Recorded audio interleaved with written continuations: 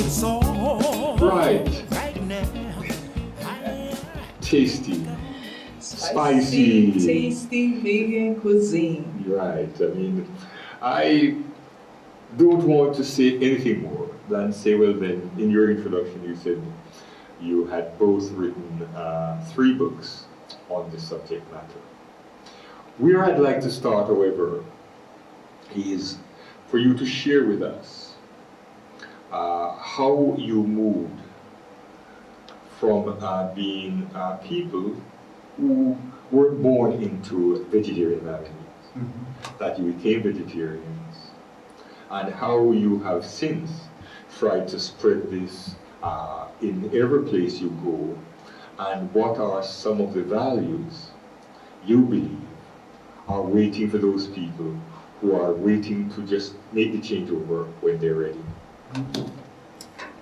Well, first I'd like to give thanks to the Most High, our ancestors, and for our higher selves. And Brother B, we really appreciate this opportunity to be here to share this information as we've experienced it. My wife and I, we wrote 3 books in response to what was happening to our friends, our relatives, and our associates. And that is not eating the right type of food for their body types. And you talked about meat. And it's my understanding, as we have it in the book, that 5,000 years ago, we did not eat meat. And the animals were part of our families, and of course we communicated with them. And it was brought out to me with you as an animal talk to someone who's eating your mama, your brother, and your cousin. But in terms of our body types, since our bodies are so different from the Europeans, we have to be cognizant about the fact that certain food is better for us. So if we just divide it in terms of stay away from the acid things and lean more towards alkaline, and alkaline basically your fruits, your vegetables, your grains, your legumes and beans, and stay away from the acid stuff. And here we're talking about your alcohol, your caffeine, your meat, your white bleachy things, the white sugar, as we talked about before, the white flour, white table salt, all of those things that are white. White rice. and of course the rice. And that's something, I'd like to talk about a little later. But whenever you eat meat, several things happen. Number one, if you're talking about protein, which is a myth that was beat across our head with, you gotta have your protein, so you gotta eat meat. And the truth is, you get more fruits, your fruits and vegetables give you more protein. And if you do eat meat, the protein you get is secondhand, because the animal ate the food first, you're eating it second, but you get an opportunity to eat all of the toxins and contaminants that animal has accumulated in its entire life in little bites that you're having. So the rule or the motto is stay away from acid stuff, because the acid stuff is the stuff that breaks your body down, shortens your life, and opens you up to illnesses. And at this point, I'll turn it on to my lovely wife, Mom Naasira. Yes, thank you. Yes, I'm also grateful for the opportunity to be here on the station and to talk more about our lifestyles as what we call today vegans, which means we don't eat any animal anything. We pretty much changed our diet based on our experiences in life is what causes us to make us do differently with what we eat. My experience of living in a home where we did eat meat, but it was mostly the beef and the chicken. We had very little pork in our diet because I think my family know that pork wasn't that good and you should eat it seldom. But we did have salads and we had our beans. On weekends, we had some pancakes and, different things like that. But I was also, as one of the children, I could not eat fish. And it was because when it was fried in cornmeal, I had an allergic reaction. So I didn't eat that at that time. But then going on to college, leaving home, I didn't have the balanced meal.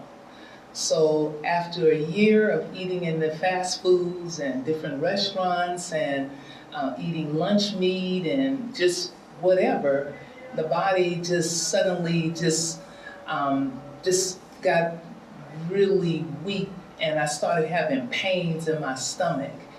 But then I would go on and also working in the medical field, as my mom wanted me to go into that area.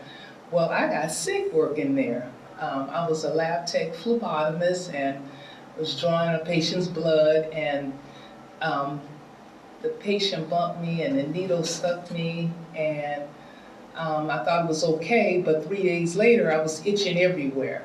And sometimes when you have something going on, it takes a few days before it settles in. And I was itching so much, I decided to go to the doctor, and they did the blood test. And after a week, I noticed my eyes turned yellow, and I was just having changes in my stool and my urine. And at that time, 40 years ago, the doctors weren't prescribing medication. So he told me, and because I was working there at the university, he said, you need to eat the way you were raised.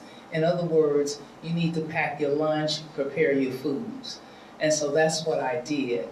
And I had cookbooks from my great aunts, so I started reading the cookbooks, and I started using some of those recipes. And then later on, another thing, having appliances is really helpful. Gotta walk. And once I got that walk and I looked at those recipes, I was able to cut back on the meat by using smaller portions of them and adding more vegetables.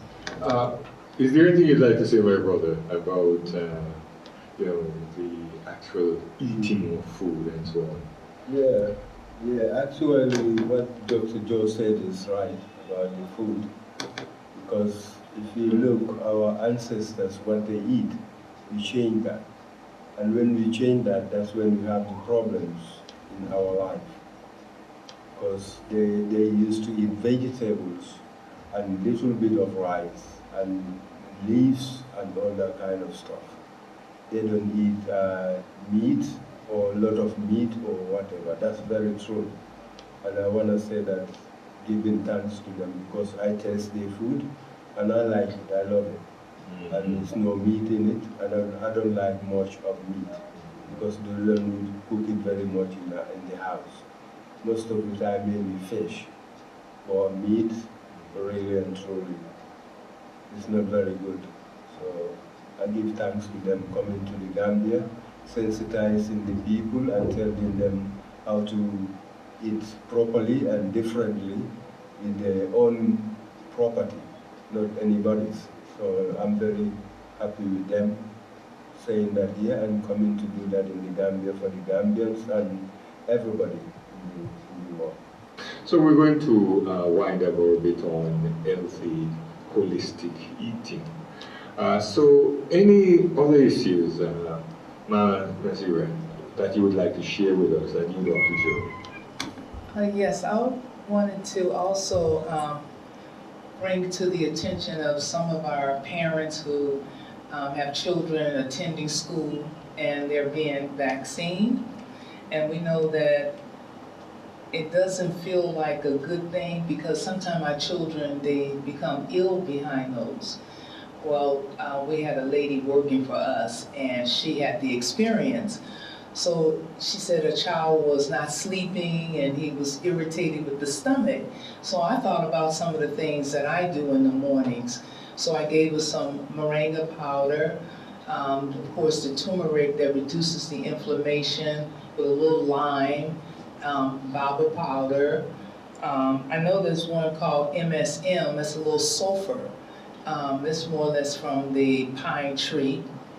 And also drinking plenty of water, and she said after her child had done that and drank a lot of water, she said he eliminated, all of that out of his stomach, and there was even worms from the sugars and the different starches.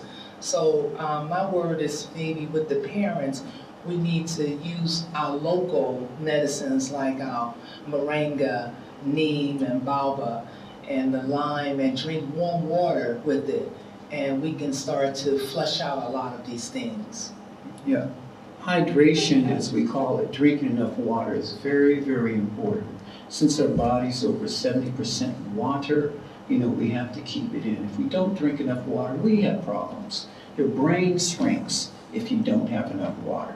You aren't able to get the toxins out of your organs and clean out your body without it. Your blood doesn't flow as smoothly, which makes you more open to heart attacks and strokes. And here in the heat in the Gambia, we've had some heat in the Gambia. It's very important that you remain hydrated and look out for your animals because they're very important too. Make sure they're hydrated, plenty of water. Thank you very much, Dr. Joe. Yeah, that's very true. We need water. Water, we need it all the time. As I said, if you take the seeds and they give you drinking of water, and the water is very tasteful, because if you're drinking something that's tasteful, then you want to drink it more. So moringa seeds will do that, and the leaves is good for the body and everything else. So really and truly, I want to tell my people to get to the moringa and healthy eating, and get the seeds to eat the seeds, to chew the seeds, even before drinking the attire or whatever. Then you'll see the difference what we're talking about here, and healthy life and healthy lifestyle and everything. And thank you very much for all the listeners and my colleagues here. Thank you. Right. So one last question, Naasira and Dr. Joe. On Sunday, there's the program entitled Holistic Health and Eating, which is taking place at Moringa Garden Restaurant. What can, say, people in terms of tasty things we're looking forward to? You don't have to tell them all, just whet the appetite. Well, the first thing is, when we get sick, what do we have? Our mothers used to give us soup. So we'll have soup without the meat, of course, and so we'll have all the local greens in there. And also I have some ladies that I've taught how to prepare my food over the last 3 or 4 months. So they're going to also assist. So we'll have stir fry, we'll have plantain prepared with ginger and pineapple and coconut oil. We'll have the wonjon juice, the baobab juice. We'll have, what else we're going to have? Wild rice will be there. And I also have a wonderful sister. They're going to prepare a big pot of fendi. And she also makes fendi. This is a woman who's named Pt2. She makes wonderful fendi. So I bought at least 7 or 8 packages from her. So we'll get a chance to share that with everyone. Yes, and like I said, we want to encourage the local things here, the things that are accessible. In other words, you use what you have until you can do better. And the whole theme is, as you eat better, you're going to think better. And so we're just taking it one step at a time. And we are making a transition from things we know that don't serve our body any good, just one step at a time. And it's important that you are very patient with yourself, because it's taken a lifetime for you to get to where you are right now. And it'll take a little time, but the good news is that you're going to feel good about what you're doing as you're doing it. You're going to feel the difference and see the difference.